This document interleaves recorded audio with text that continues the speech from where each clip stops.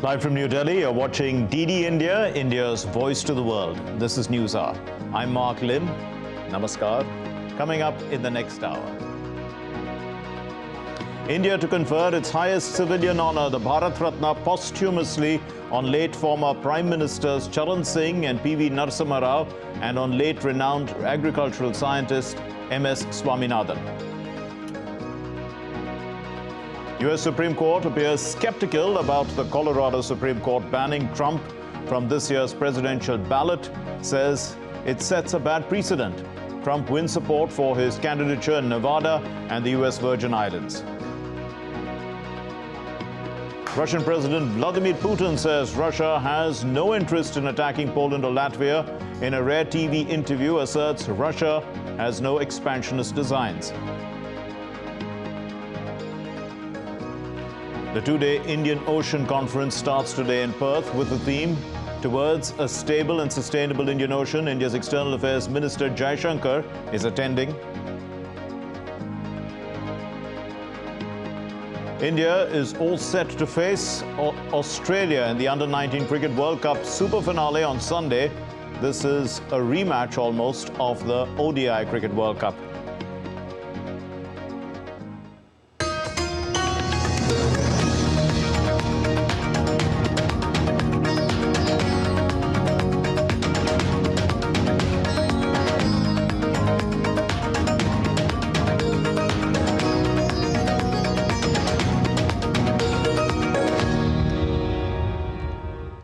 Prime Minister Narendra Modi on Friday announced that the government will confer India's highest civilian order, that's the award of the Bharat Ratna, on three eminent personalities, the former Prime Ministers Chaudhry Charan Singh and P.V. Narasimha Rao, and on agricultural scientist M.S. Swaminathan. They have significantly contributed to India's socio-economic development. PM Modi praised late Chaudhry Charan Singh for dedicating his entire life to the rights of farmers and their welfare. PM Modi said this honor is dedicated to his incomparable contribution to the country. He had dedicated his entire life to the rights and welfare of farmers. On former Prime Minister P.V. Narasimha Rao, Prime Minister Modi said, as a distinguished scholar and statesman, P.V. Narasimha Rao served India extensively in various capacities. Prime Minister Modi said, he is equally remembered for the work he did as a Chief Minister of Andhra Pradesh, a Union Minister, and as a Member of Parliament and Legislative Assembly for many years. Prime Minister said Narasimha Rao's visionary leadership was instrumental in making India economically advanced, laying a solid foundation for the country's prosperity and growth. Calling it a matter of immense joy that the Government of India is conferring the Bharat Ratna on Dr. M.S. Swaminathan in recognition of his monumental contributions to our nation in agriculture and farmers' welfare, PM Modi said Swaminathan played a pivotal role in helping India achieve self-reliance in agriculture during challenging times and made outstanding efforts towards modernizing Indian agriculture.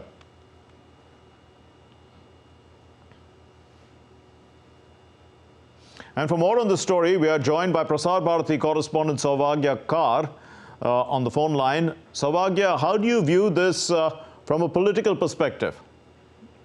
Mark, two of the awardees, P.V. Narasimha Rao and Chaudhry Charan Singh, come from non-BJP backgrounds. Mark, this is very evident that this indicates Prime Minister Modi's belief in conferring national honors, cutting across party lines.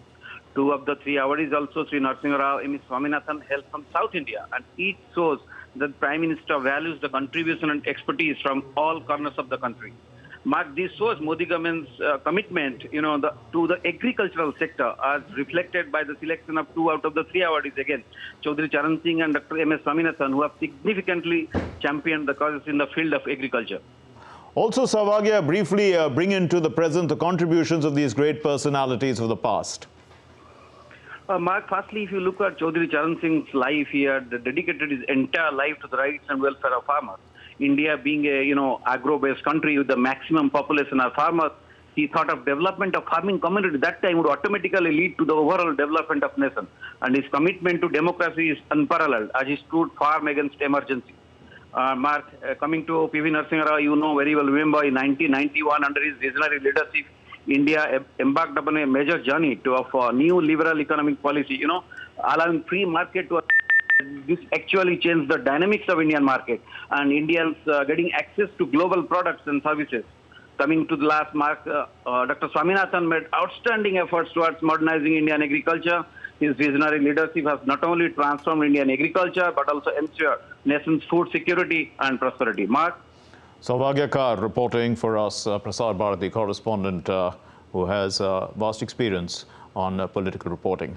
Our next story, the race for the 2024 U.S. presidential election is heating up as the Democratic and Republican primaries and caucuses are underway to select the two main contenders for the coveted office.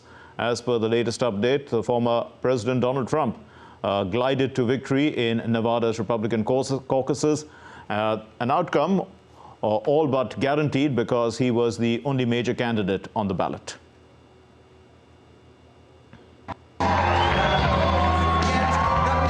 Donald Trump won the Nevada Republican caucuses after staunch loyalists in the state helped confirm the election would be a success for him. With this, Trump moves closer to becoming the Republican Party's White House standard-bearer in a likely general election rematch with U.S. President Joe Biden in November. After his win in Nevada and the U.S. Virgin Islands, Trump appeared before supporters in Las Vegas. I just want to really thank the great people of Nevada, because this was a turnout. I don't know if you know, you broke the all-time record. The all-time caucus record was broken.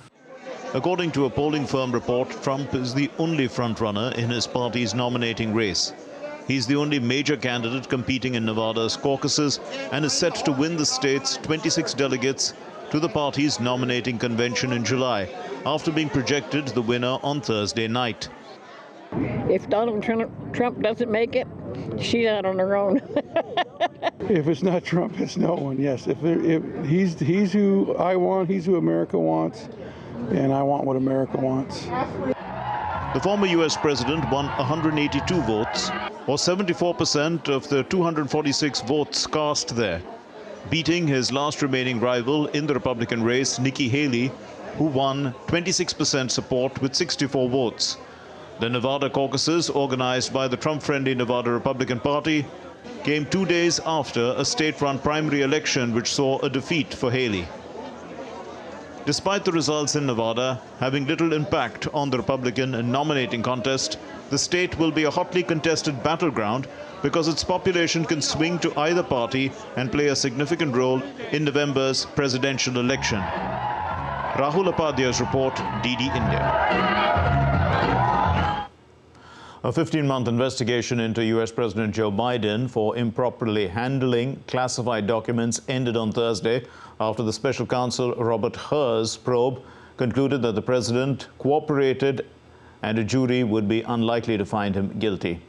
Hur's 388-page report includes references to Biden's memory and powers of recollection. Special counsel Hur's report, released, did not charge Biden, the president, with a crime, but it painted a picture of a foreign commander-in-chief who failed to properly protect highly sensitive classified information, a depiction that could hurt Biden politically. And also, the report found that Biden willfully retained classified information, including top-secret documents, and knew he was in possession of some important documents. The report concluded President Biden willfully retained and disclosed classified military and national security information. Holding a press conference afterwards, Biden asserted that his memory is fine, and he denied having willfully retained any classified documents. My memory is fine. My memory, take a look at what I've done since I've become president. Because I'm the most qualified person in this country to be president of the United States and finish the job I started. I did not share classified information. I did not share it. With your ghostwriter? With my ghostwriter, I did not. Guarantee you did not. What I would have done is oversee the transfer of the material that was in my office. A $95.34 billion bill that includes aid to Ukraine, Israel and Taiwan advanced in the U.S. Senate on Thursday.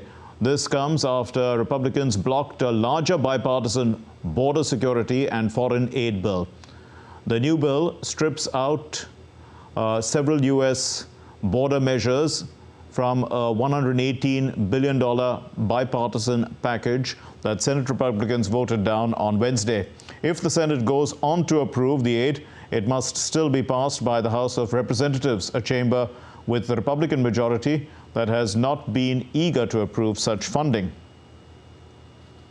The U.S. conducted new airstrikes on Houthi targets in Yemen. The U.S. military said the U.S. Central Command forces on Thursday destroyed 4 explosive-loaded drone boats and 7 mobile anti-ship cruise missile launchers that could target vessels in the Red Sea. In recent weeks, the United States and the United Kingdom, backed by other allies, have launched airstrikes targeting Houthi missiles and their arsenal, and also launch sites for its attacks, as the Houthis' strikes in the Red Sea have disrupted international shipping since November. Meanwhile, the United Nations' Secretary General has pledged to act immediately on any new information this is from Israel, related to the infiltration of Hamas in the world body. And this comes after the UN staff in Gaza Strip were fired last month. Israel last month accused 12 staff members with the UN Palestinian Refugee Agency of taking part in the October 7 attack by Hamas terrorists. Of the remaining 3 staff, 1 is dead, while the UN was clarifying the identity of the other 2. One thing that you can be absolutely sure, any allegation that is presented to us by the government of Israel in relation to any other infiltration of Hamas in the UN, at whatever level, we will act immediately upon it. We received allegations in relation to 12 names, and those allegations were credible. The investigation team was immediately on the ground, and if I have made any mistake, it can be corrected in the future. But we couldn't run the risk not to act immediately, as the accusations were related to criminal activities that are really dangerous. On to the latest update now on the Russia-Ukraine conflict, and the Russian forces repelled multiple attacks launched by Ukrainian forces in the directions of Donetsk, Krasny, Liman and Kupiansk. They also launched strikes against Ukraine artillery systems and armored vehicles and shot down a Ukrainian Su-25 aircraft. Meanwhile, Ukrainian Air Force carried out a number of airstrikes on Russian personnel and equipment positions and hit several Russian ammunition depots. There were also some updates on the diplomatic front. The Ukrainian President Volodymyr Zelensky appointed Colonel General Alexander Sritsky as the new Commander-in-Chief of the Ukrainian Armed Forces, replacing Valery Zaluzny. Also, a total of 100 Russian and Ukrainian soldiers returned to their respective homelands under a fresh exchange agreement.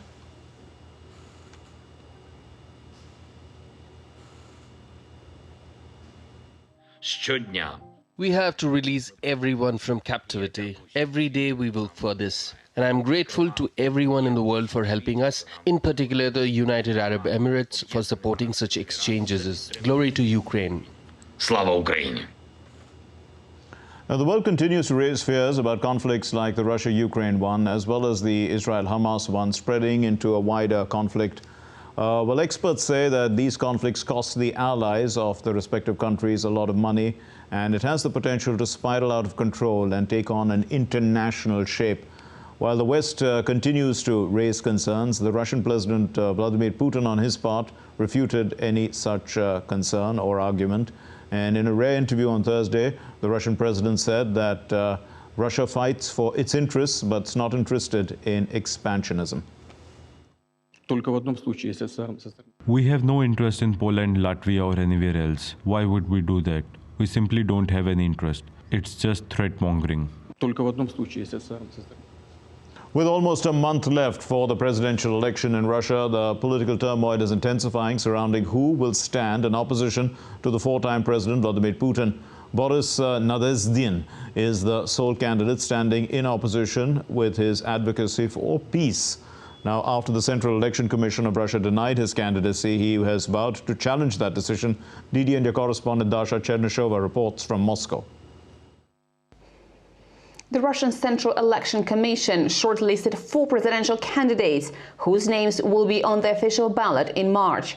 Among them, candidates from State Duma parties, representatives from the Liberal Democratic Party of Russia, the Communist Party and the New People Party. The fourth name will be incumbent President Vladimir Putin, who is running as an independent candidate. On Thursday, the authorities rejected bids from another 4 independent candidates, including Boris Nadezhdin, who called to end Russia's special military operation in Ukraine. The Central Election Commission said Nadezhdin was short 5,000 legitimate signatures of the required 100,000. At the Commission's hearing, Nadezhdin said, quote, tens of millions of people were going to vote for him. Nadezhdin said he would appeal the refusal of his registration to the Supreme Court. The Kremlin maintains the Central Election Commission's actions are in line with the country's electoral rules. The election will be held in March in all Russian regions, as well as the so-called new territories that used to be under Ukrainian control. Dasha Cherneshova in Moscow, reporting for DD India. Still to come here on DD India News Hour. The Brazilian police confiscate the former President Jair Bolsonaro's passport. More fighting in the Democratic Republic of Congo forces people to flee. Kim Jong-un says North Korea wouldn't hesitate to use all its military power to wipe out enemies.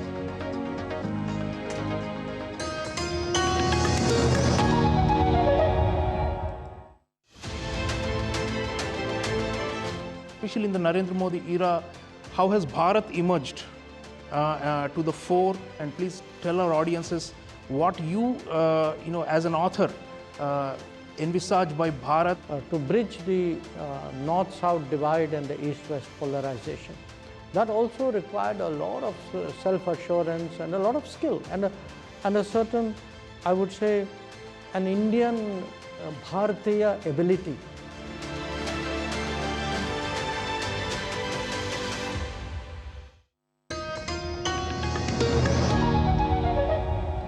You're watching DD India News Hour. I'm Mark Lynn. The Brazilian police on Thursday confiscated the former President Jair Bolsonaro's passport and accused him of editing a draft decree to overturn election results, pressuring military chiefs to join a coup attempt and plotting to jail a Supreme Court justice. The bombshell allegations are the result of a probe into Bolsonaro and his inner circle for allegedly plotting a military coup after his electoral loss to President Luiz Inácio Lula da Silva in 2022.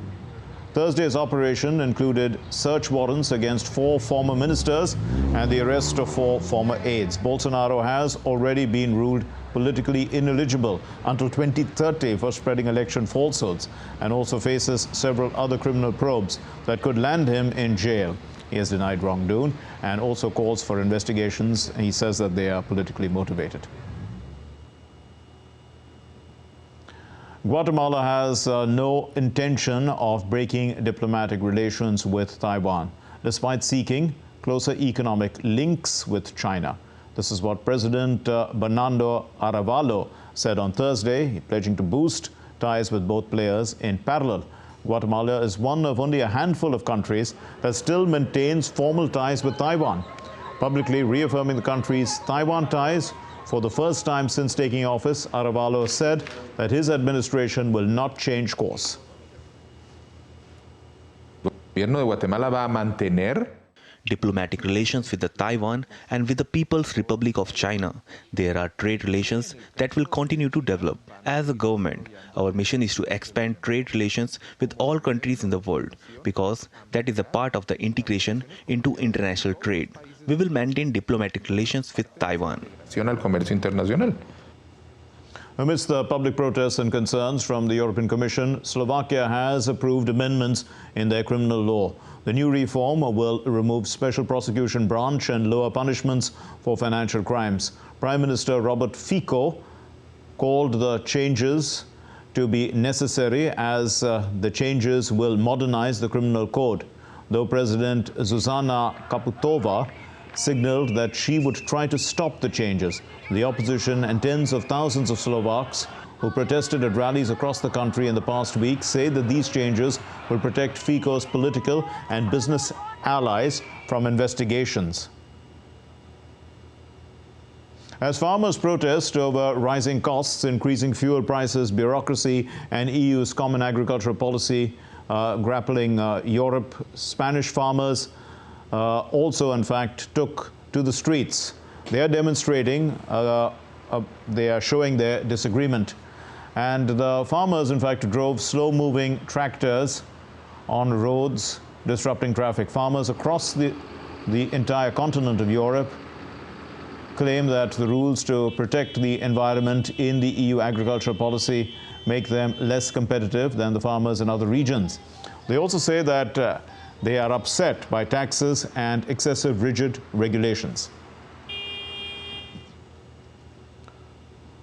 The North Korean leader Kim Jong-un said that his country is not going to hesitate to use all its military power to wipe out enemies if necessary, and will use force against them, marking the 76th anniversary of the founding of its military.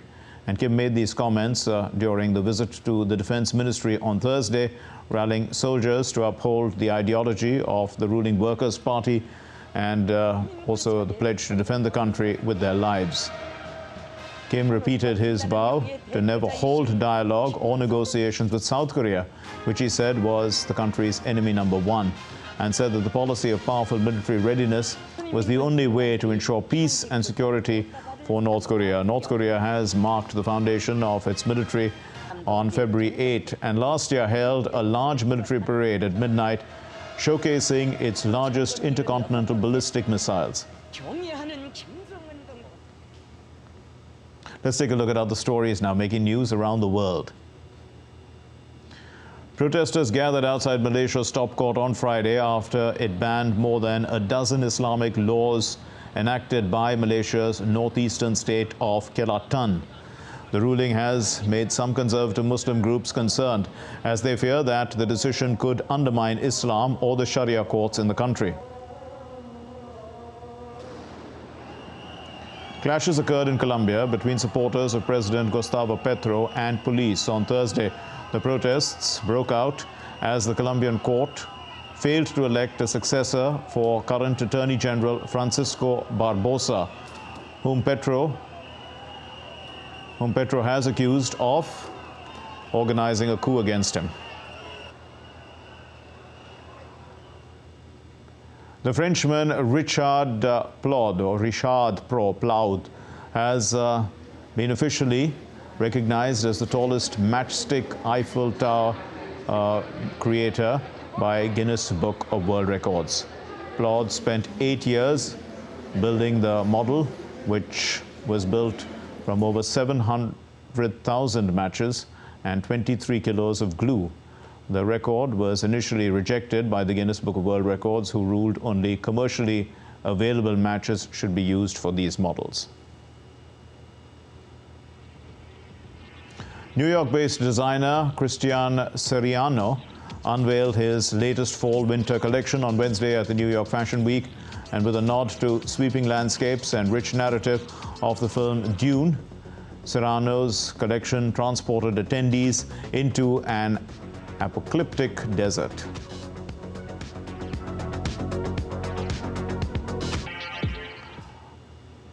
Iceland's Civil Protection Agency has raised its alert level to emergency status following a volcanic eruption near the Blue Lagoon geothermal spa, causing the spa, in fact, to close its doors.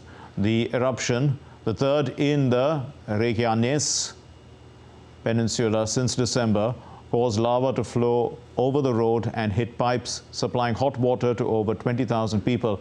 The agency has asked households and businesses to conserve electricity and also to restore hot water via an emergency pipeline under construction. The incident has caused thousands of households to lose heating in the middle of winter.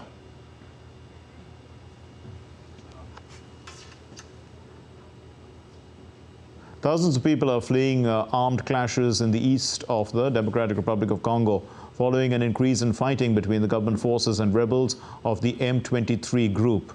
Now, the rebels captured strategic hills as well as towns after a fierce battle last week, forcing the locals to flee to the eastern city of Goma. DD India's correspondent Chris Okambringa has more from Kinshasa. The violence in the east of the Democratic Republic of Congo has led to massive displacement in North Kivu province. Aid agencies say nearly 10,000 people have fled their homes since the fighting intensified last month. Women carrying their children and household items have had to walk many miles to flee the clashes between the Congolese army and the M23 rebels. The two sides have been firing heavy weapons on each other's positions. A rocket landed near a university in the eastern city of Goma on Wednesday and injured some civilians. The DRC government has condemned the rebels for what it called the indiscriminate bombings it has carried out. The M23 rebels are ethnic Tutsis who accuse the government of failing to honor a peace deal they signed in 2013. Troops from a southern African trade bloc and the DRC have been deployed in the eastern city of Goma to prevent it from falling into the hands of the rebels. The DRC president, Felix Tshisekedi, has accused Rwanda of supporting the rebels in order to plunder his country's minerals. Rwanda has repeatedly denied the accusation, but a panel of UN experts released a report last year that found evidence of Rwanda's support to the M23 rebels. Chris Ochamringa in Kinshasa for DD India. The Economic Community of West African States holds emergency session over Senegal crisis and member exits. The ECOWAS has invited members to the ministerial level meeting in the Nigerian capital Abuja to discuss a joint decision by the junta-led countries Niger, Mali and Burkina Faso to leave the bloc. ECOWAS has been pressuring the three countries to return to democratic rule. The bloc has warned that a swift departure would cause hardship for the millions of citizens.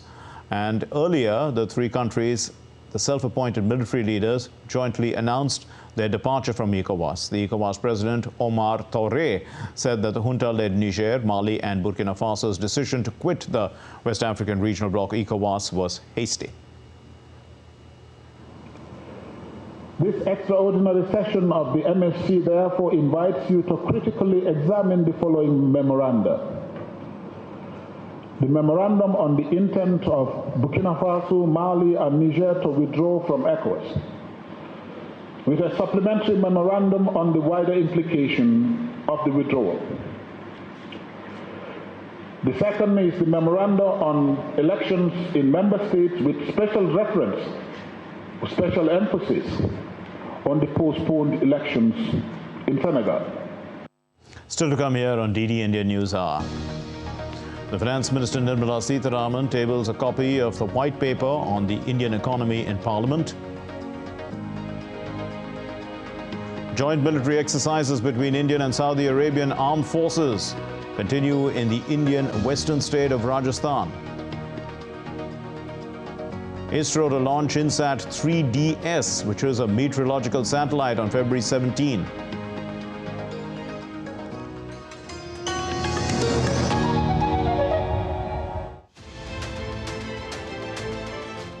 Bharat that is more innovative, more flexible, faster, seems to be more agile and also more creative, and is also in the process becoming accepted as a Vishwaguru and Vishwamitra. I mean, when it is a hard power issue, we have taken that road. When it is a soft power issue, we have also shown that capability. When it comes to idealism, in many ways, shown, I would say, a generosity and a fellow feeling.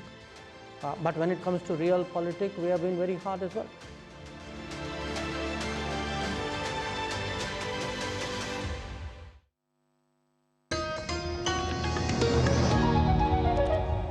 You're watching DD India News Hour. I'm Mark Lynn. Here's a recap of our main stories. India to confer its highest civilian honor, the Bharat Ratna, posthumously on late former Prime Ministers Charan Singh and P.V. Narasimha Rao, and on late renowned agricultural scientist M.S. Swaminathan. The U.S. Supreme Court appears skeptical about the Colorado Supreme Court's banning of Trump from this year's presidential ballot. Says that it sets a bad precedent. Trump wins support for his candidature in Nevada and the U.S. Virgin Islands. The Russian President Vladimir Putin says that Russia has no interest in attacking Poland or Latvia. In a rare TV interview, he asserts that Russia has no expansionist designs.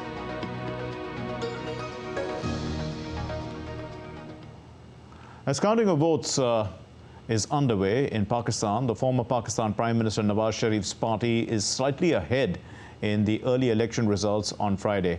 Following a national election on Thursday, the Election Commission of Pakistan had announced 47 results of the 265 contested seats, with Sharif's Pakistan Muslim League winning 17 out of the 51 seats. While on the other hand, the jailed former Pakistan Prime Minister Imran Khan had won 14. 12 seats were taken by the Pakistan People's Party of Bilawal Bhutto Zardari. The rest were won by small parties or non-aligned independents. And Alok Bansal, director of the India Foundation, is joining us now for more on the story. He's joining us from Australia. Captain Bansal, it looks like a hung assembly or a hung parliament as things stand. Looks like all the parties doing reasonably well. What do you think? I mean, it could be, at the end, it will have to be a coalition government.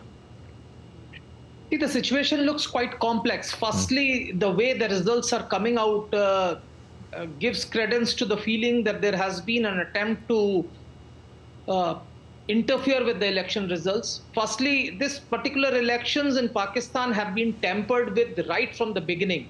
They gerrymandered the constituencies. They were changed before this particular elections. Then one major political party of the previous Prime Minister Imran Khan was de-recognized. As a result, all his candidates have contested as independents. And yesterday night, when the initial trends had come on the television channels, PTI was getting a big victory. Now when the results have started coming in, there seems to be a hung parliament. As per my inputs at this point, 81 results have been declared, out of which PTI supported candidates have won 30 seats.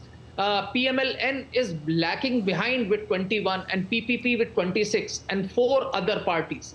Now that indicates that Nawaz Sharif, who had already been selected to be the Prime Minister, will find it extremely difficult to become the Prime Minister of Pakistan, unless, of course, the establishment starts arm twisting the small parties, or independents who were members of PTI are actually forced to join some other political party. So the party needs for a majority they need 169 seats in the National Assembly, and that seems unlikely for any party from what you're saying. So if this could also give the military a little more strength, and they may decide that, you know, let's suspend this for a while and come to power. See, as of now, the elections have happened for only 266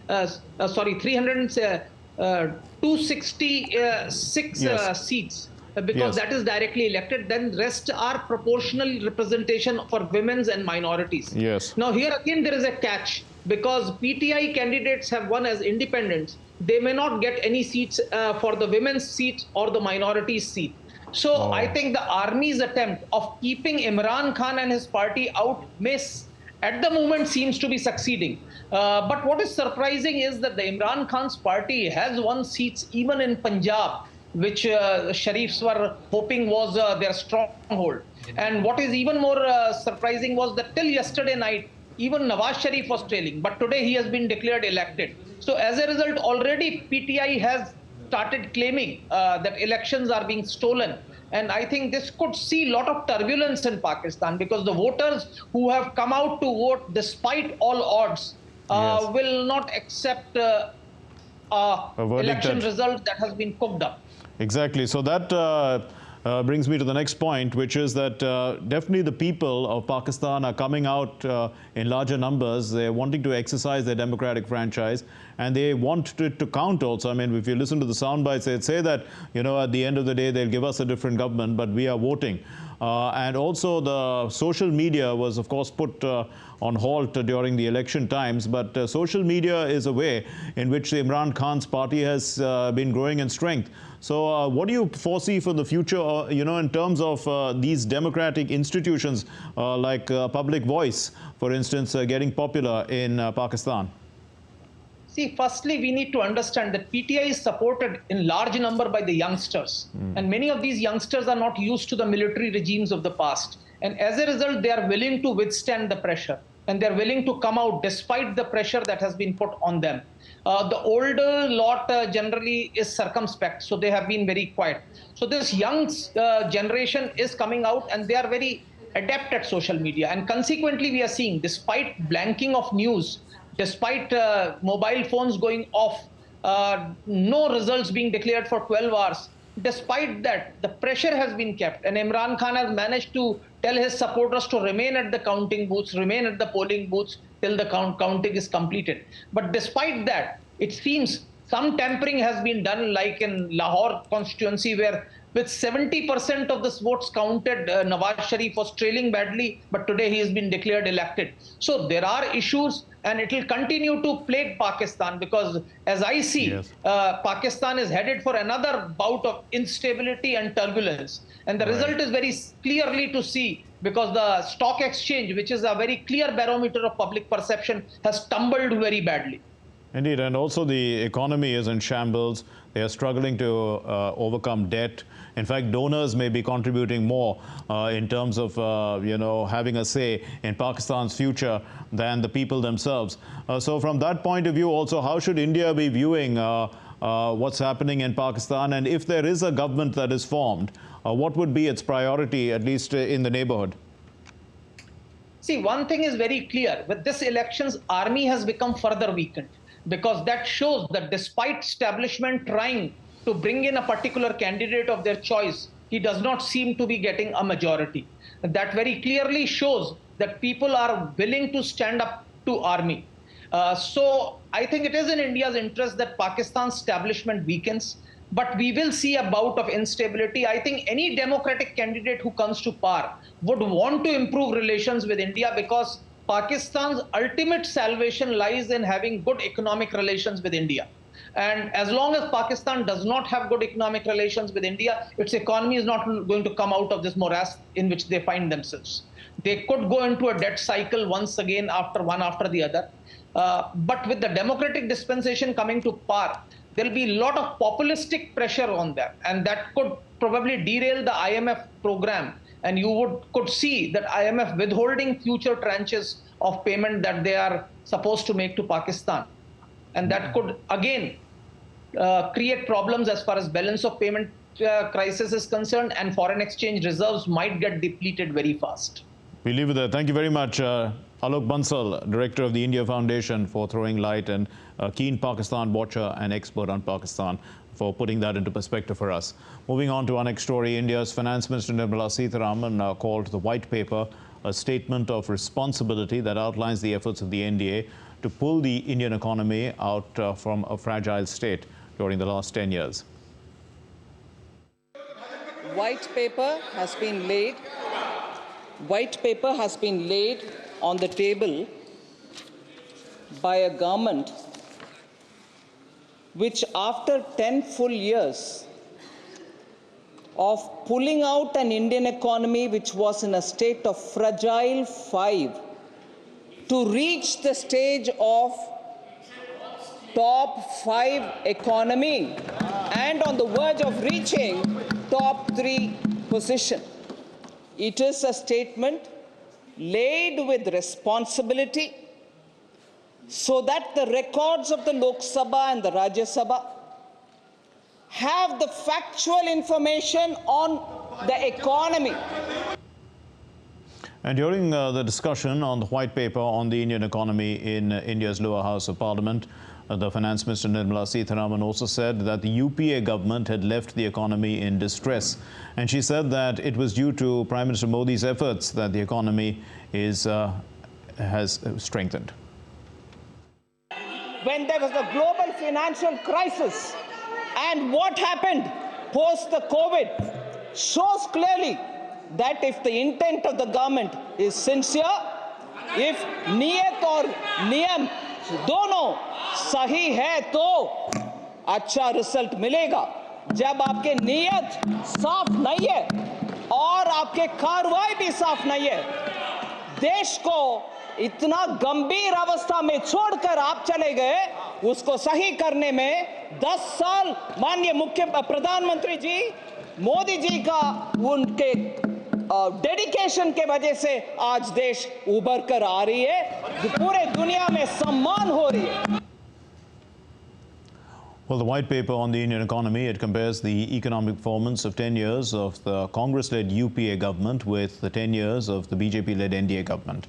The objectives of the white paper are that it aims to inform both the Indian Parliament and the public about the crucial state of the economy, governance, and also finances inherited by the current government in 2014. And it also details the challenges faced, such as high inflation, banking crisis, and external vulnerability. It also outlines the policies and measures implemented to restore the economic health and to fulfill the growth aspirations of the people. Bangladesh's Foreign Minister Hassan Mahmood, who is on a maiden visit to India, met Vice President of India Jagdeep Dhankar in the Indian Parliament. In a meeting with the Indian Minister of Commerce and Industry, Piyush Goyal, Hassan Mahmood discussed imports from India. I have discussed about the perishable items that we import from India, and I have requested against Nitish Kumarji, Honorable Leader of the Upper House, and also the Commerce Minister of India. I have requested him because we want to import 50,000 metric ton of onion and 100,000 metric ton of sugar before Ramadan. So we have discussed this issue. And other issues also, naturally, we have discussed. I had the opportunity to have a brief meeting with Honorable Vice President Dhankar. The Indian President Draupadi Murmu addressed the 62nd convocation of the Indian Agricultural Research Institute in New Delhi on Friday. During the convocation of IARI, also known as PUSA Institute, 543 students, including 5 foreign students, across 26 disciplines in agricultural sciences received their degrees.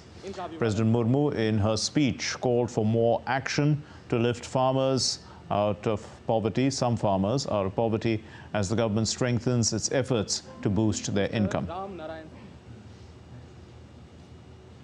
While speaking at the event, the President of India hailed farmers' contribution in making India the fastest growing major economy. Mahatma Gandhi ने कहा था, देश की प्रगति गांव के विकास में नहीं थे। कृषि के योगदान के बिना देश की अर्थव्यवस्था सुचारू रूप से नहीं चल पाएगी।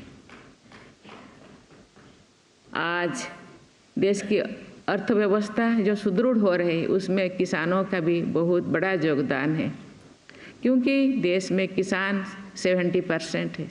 70% किसानों का योगदान बहुमूल्य होता है। इसमें कोविड-19 महामारी के दौरान देखा है कि कृषि एकमात्र ऐसा क्षेत्र था जिसने भारत के सफल घरेलू उत्पादन में सकारात्मक वृद्धि दिखाई है।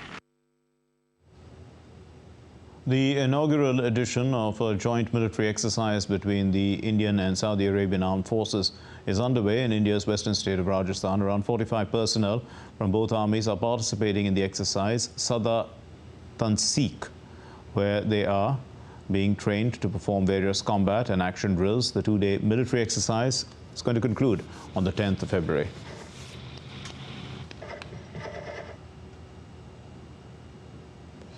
The Indian Space Research Organization, or ISRO, on Thursday announced the launch of a meteorological satellite, INSAT 3DS, from the Satish Dhawan Space Center in Sriharikota. It's going to happen February 17. The satellite aims to improve the meteorological observations for enhanced weather forecasting and disaster warning. India's External Affairs Minister Subramanian Jaishankar is attending the 7th Indian Ocean Conference during his visit to Perth in Australia on Friday. The minister is going to address the inaugural session of the conference along with Sri Lankan President Ranil Wickremesinghe, the Foreign Minister of Australia Penny Wong, and also Singapore's Foreign Minister Vivian Balakrishna. The two-day Indian Ocean Conference, it starts today with the theme of Towards a Stable and Sustainable Indian Ocean. The Indian Ocean Conference is also a flagship forum for countries in the Indian Ocean region. It's organized annually, in fact, by India's Ministry of External Affairs in association with the India Foundation. 9 और 10 को ये conference Perth शहर, Australia के Perth शहर में होगा। हम लोग का समझ है कि करीबन 22 देशों से मंत्री डेलीगेशन लेके आ रहे हैं। उसके अलावे श्रीलंका के राष्ट्रपति भी रहेंगे वहाँ पर। उसके अलावे कई एक और ऑस्ट्रेलिया की फॉरेन मिनिस्टर, उसके अलावे और भी लोग हैं जो वहाँ पर रहेंगे। हर जितने मुद्दे हैं जो इंडियन ओशन को लेकर जो मुद्दा है, सारे मुद्दों पर बातचीत होगा। In an exclusive interview with DD India, the External Affairs Minister of India, Dr. S. Jaishankar, said that a solution to the problems of the world lies in consensus. And he says that India is culturally capable of providing that consensus or making that happen. And it's the only solution, he says, to the problem of the North-South divide or the East-West polarization. Let's listen to it. To bridge the North-South divide and the East-West polarization. That also required a lot of self-assurance and a lot of skill and a certain, I would say, an Indian Bharatiya ability. An inner force, almost I would say a kind of a cultural ability to get everybody around the table and create that kind of Sarvasahmati, which actually we saw in the G20, and I think, it's just not me saying it. If you ask people in the world, I think most people were really very impressed, almost amazed by the fact that we were able to pull it off.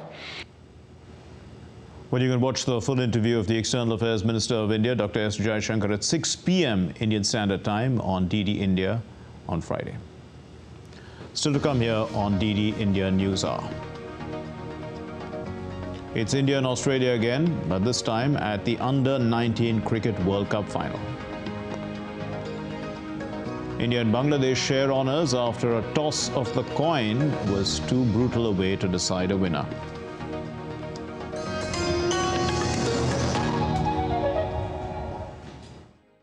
Is telepathy real or fiction? Could it soon be a reality? Imagine controlling your world with your mind.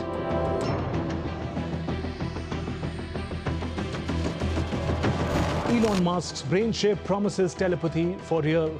But is it safe? Is it ethical? I connect the dots to get the full picture.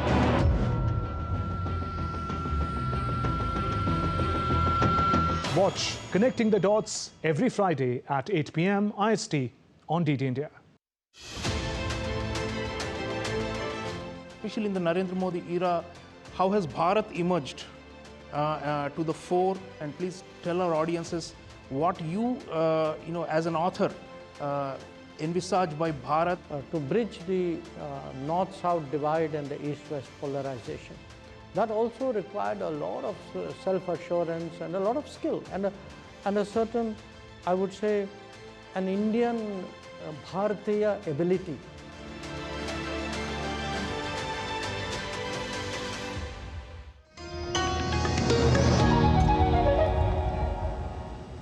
You're watching DD India News Hour. I'm Mark Lin. India is targeting a rise in the proportion of natural gas in its primary energy consumption or composition to 15% by 2030. That's up from the slightly over 6% currently. Petronet LNG is the operator of the world's largest liquefied natural gas plant. Petronet CEO Akshay Kumar says that his company remains dedicated to achieving India's pledge of carbon neutrality by 2070. The CEO of Petronet, Mr. Akshay Kumar Singh, to talk about India's security needs and at the same time how they are going to achieve the net neutrality that Prime Minister Narendra Modi has been talking about. Sir, tell us more about how you guys are going ahead with that. During the inauguration session of India Energy Week second editions, our Honorable Prime Ministers mentioned that our present consumption of natural gas 6% is going to increase to 15% by 2030. And as a part of that vision of the government, the Petronet LNG Limited is working towards bringing more LNG to our country so that the natural gas play a major role in transition to the net zero and the green energy transitions. So you also mentioned about your company going, achieving the net neutrality, carbon net neutrality. How are you guys planning to achieve that? Natural gas is going to play a major role, and Petronet LNG presently handles 75% of total India LNG import. And we are in a process of expanding our Dahej LNG terminal from 17.5 MMTPA to 22.5 MMTPA. We are in the process of setting up one 4 MMTPA FSRU-based LNG terminal at Gopalpur in east coast of country in the state of Odisha. Also our Kochi terminal, which is operating at only 1 million ton per annum capacity, will handle more LNG once the pipeline connectivity is done by GAIL in a 1 year time. So we will be substantially contributing to the nation for handling large volume of LNG, which is a must for this energy transition. Much appreciate your time. So that was the MD and CEO of Petronet saying that they are working on the voting to make sure that there is an energy security that's there for the country, and they're working on that aspect. With camera person Ajit, this is Taposh Bhattacharya for Daily India from Indian Energy Week in Goa. Well, on the sidelines of the India Energy Week, Sri Lanka's Minister of Power and Energy, Kanchana Wijesekara, met the chairman of Indian Oil Corporation, and the high-level meeting, it was focusing on exploring new vistas of energy opportunities in Sri Lanka and how Indian Oil can actually cater to the rising energy needs of the island nation.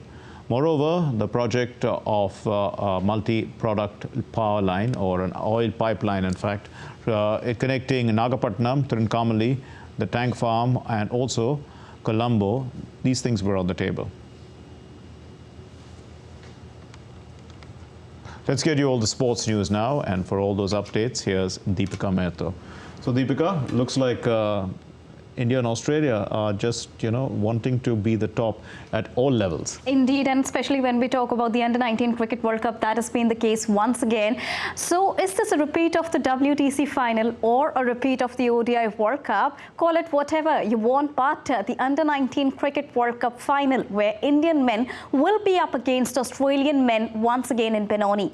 Australia clinched a one-wicket thriller as they chased down 180 to win against Pakistan and book a date with India in the finals on Sunday at the same venue of Philomore Park in Benoni. Now, this will lead to a rematch of the final between the senior men of the two teams during the ODI World Cup 2023. Now, in football, India were announced as the joint winners of the SAF Women's Under-19 Football Championship alongside host Bangladesh following an unprecedented change in decision by match officials in Dhaka on Thursday evening. Well, India were declared as the winner over Bangladesh with a coin toss after the game was tied 11-11 based on penalties.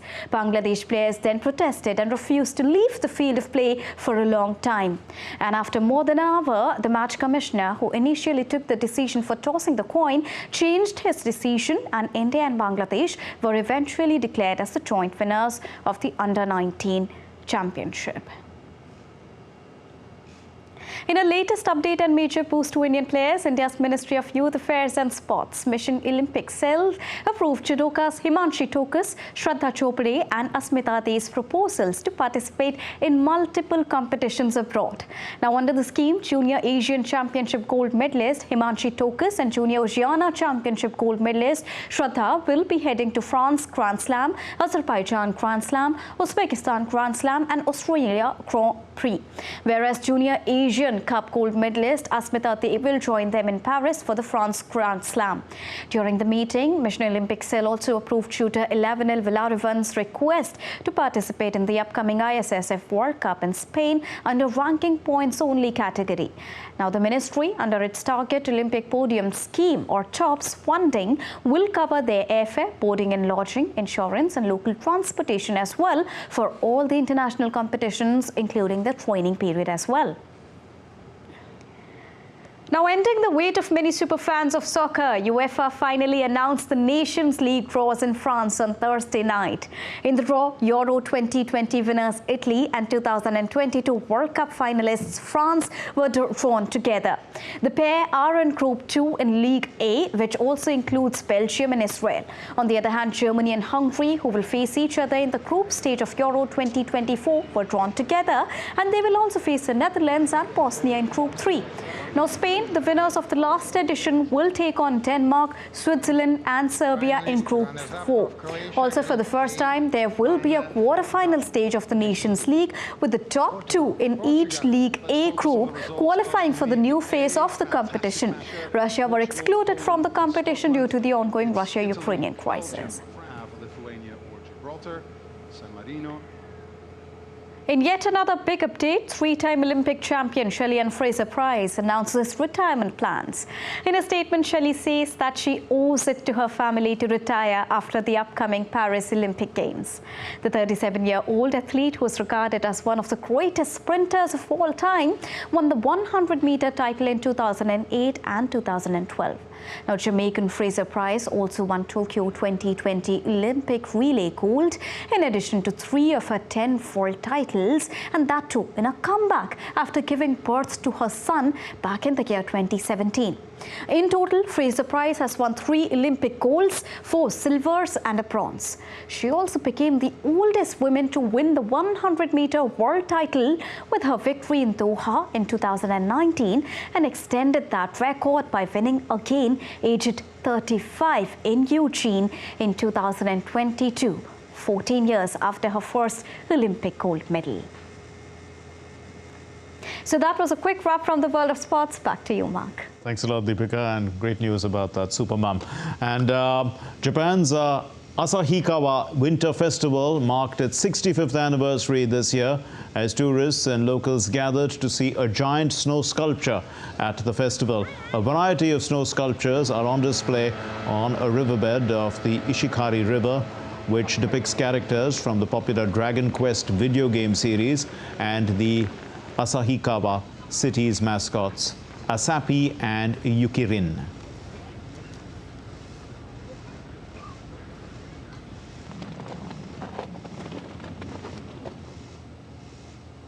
Well, that's the pulse in this edition of DD India News Hour. Let's know your thoughts on the news of the day. You can connect with us on Facebook, X, formerly known as Twitter and Instagram, and we'll be back with more news when it breaks here on DD India. My name is Mark Lynn. From all of us here in Delhi, thanks for watching DD India News Hour from me and Deepika. Namaskar.